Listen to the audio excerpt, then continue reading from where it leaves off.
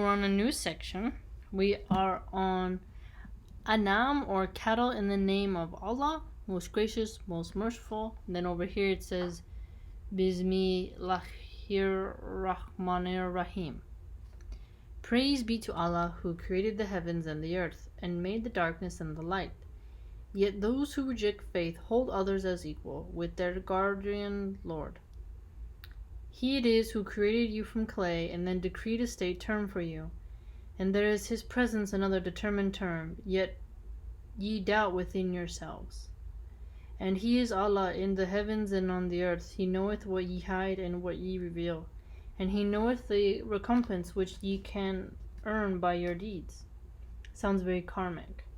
But never did a single one of the signs of the Lord reach them, but they turned away therefrom, and now they reject the truth when it reaches them.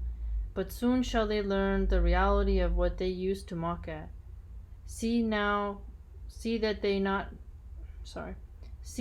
they not how many of those before them we did destroy. Generations we had established on earth in strength such as we have not given it to you, for whom we poured out rain from the skies in abundance, and gave fertile streams flowing beneath their feet. Yet for their sins we destroyed them, and raised in their wake fresh generations to succeed them. If we had sent unto thee a written message on parchment, so that they could touch it with their hands, the unbelievers would have been sure to say, This is nothing but obvious magic. They say, Why is not an angel sent down to him? If we did send down an angel, the matter would be settled at once, and no respite would be granted them. If we had made it an angel, we should have sent him as a man, and we should certainly have caused them confusion in matter which they have already conferred with the confusion.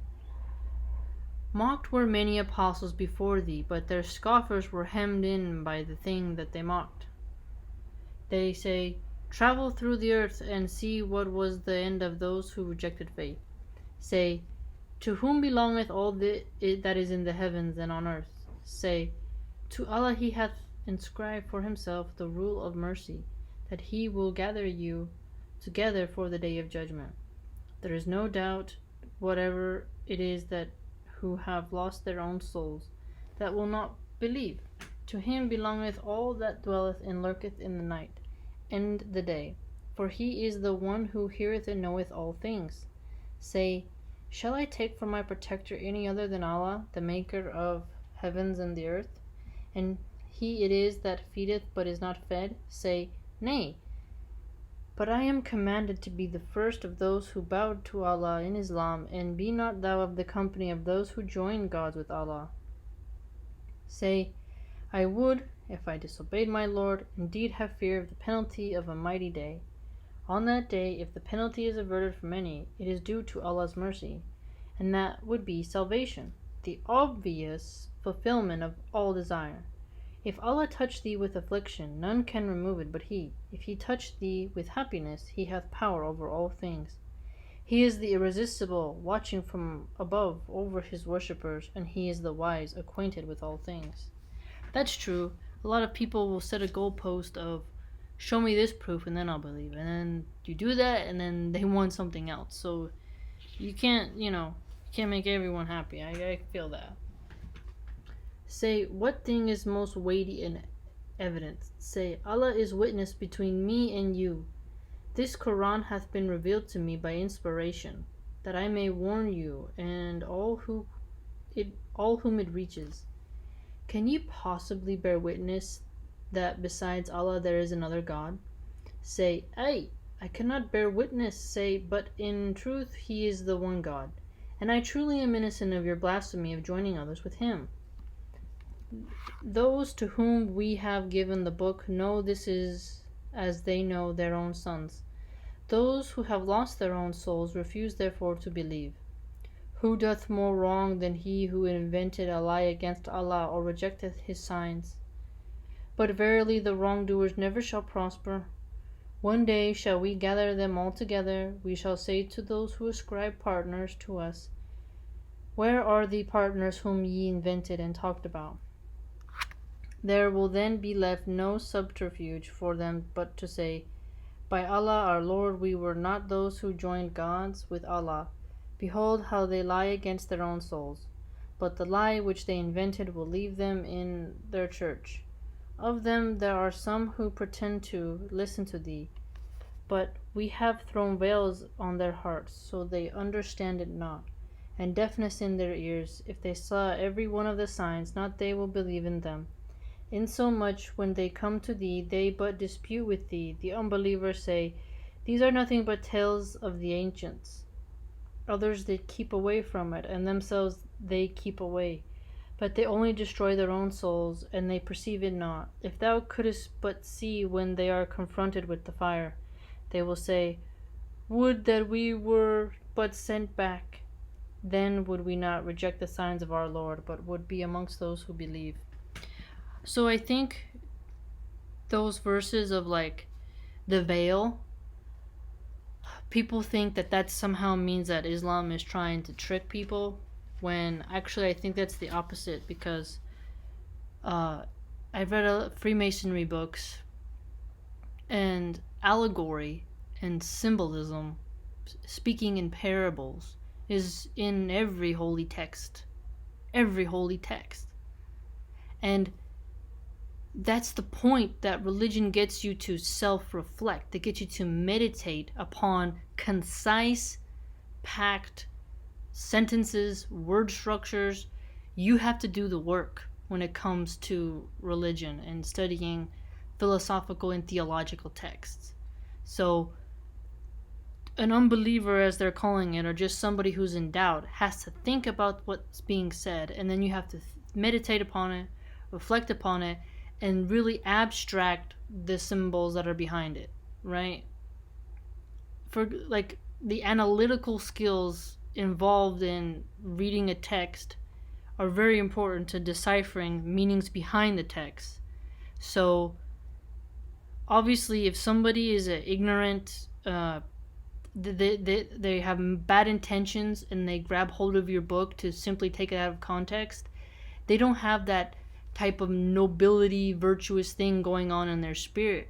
So they put a veil across their own eyes, and they can't read it. I write poetry a lot, and it's not the weird kind of poetry that's like where the people are like snapping their fingers and becoming all weird. But even me, when I want to create something, I can totally put it into a allegorical, symbological puzzle, and I can give it to a friend who is just as nerdy as me, and they can totally see where I'm going, and even abstract things out of it that I didn't think of, because their mind, their consciousness is on a level of seeking knowledge, seeking truth, seeking information, and their soul enjoys these types of literary activities, right? Now, if I were to take that poem and then, give it to somebody who, let's say, they can tell me every quarterback the 49ers of San Francisco has ever had, and they don't pay any mind to any religious text, and they probably maybe only read books that were required in college and in school and never really pursued anything out of it. They're not well read. They will not understand the symbolism, the metaphors, the similes, the imagery, the technical writing skills that go behind certain poetic texts. And philosophers, they know how to do this really well if they're well trained, and theologians especially. So I completely understand. Would you say this is Muhammad talking right now? I'm not sure. Forgive me, family, but whoever the narrator is at this moment, if it's Allah or if it's an angel talking or if it's the apostles or the prophets who wrote this particular part right here, I don't know. Forgive me, family, I don't know. But this particular sentence, I understand what they're saying, because you don't, if you don't want everybody to abuse your metaphors, you don't want them to pervert it, invert it, and use it to their own disgusting gains. So a perfect example of that would be, from my understanding, when someone has the Qur'an and they're like, hey, you can have more than one wife, the really horny, pervy guys will be like, oh yeah, I can be a player, I can have all these ladies, and I don't have to marry any of them, or I'll marry them for a week and then I'll divorce them. No, the real symbolism behind that means that you've been blessed to have women who are going to be that dedicated to you, and you will be good to them, and you will have a union to bring forth children under the auspices of your faith, and you will try to live according to your faith, and it is not simply to have a bunch of whores in your bed. It's above and beyond that.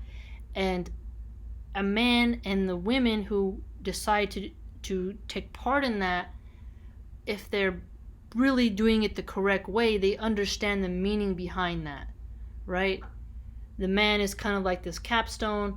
Each wife, 1, 2, 3, 4. There's 4 sides to a pyramid, and the man is on the top, and the women are like the walls, and then the children are kind of like the bricks underneath, and that whole unit, that whole force is like a connection to God, like a transmission of like giving power to Allah, in a sense. That would be my metaphysical, not metaphysical, let's put it, theological view of like what they're saying here behind veils of words and sentences, right? I mean, even in the Bible, who asks Jesus, why does he always speak in parables? And it's like Jesus says the same thing that exactly this person said here in the Quran. You will be dumbfounded by your own ignorance, and your own intentions can veil yourself from seeing what's revealed in these words. And honestly,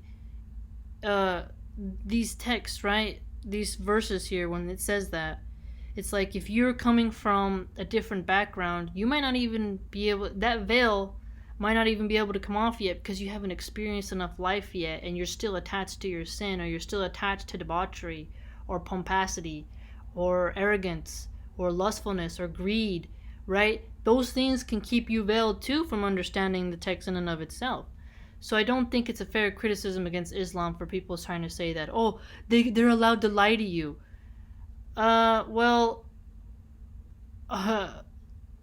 if I write a very detailed symbological poem, let's say, and someone asks me who I know is not really interested, and they just kind of maybe want to antagonize me, they'll be like, what do you mean by blah, blah, blah, blah? And I'll just be like, oh, yeah, it's about birds. Go on. It's like, I'm not going to take the time. The way they came to me showed me that they were not really interested in the answer. So they can surface read it. I don't have to go beneath the surface, and they can go away.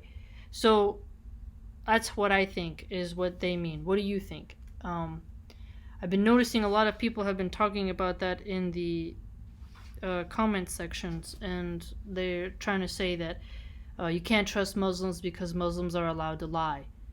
But I don't think that's a fair thing at all to say. That just shows me that those people haven't read that much about Jesus and haven't read enough theological texts. Because Buddhism, I'll do a video on that. There is a lot of loaded language in the Buddhists and the Buddha's sayings, where you really have to sit down and think. And the Taoists, they're really hard, because they're so abstract and so veiled that you literally have to really think about what they're telling you, like what they're trying to, get, what message they're trying to get across. So anyone who's trying to say that Muslims are allowed to lie to you and that's why they're telling you that they won't interpret the text for you, you have to understand that you got to do some of the work yourself. I don't think that's a fair criticism against Islam. What do you guys think?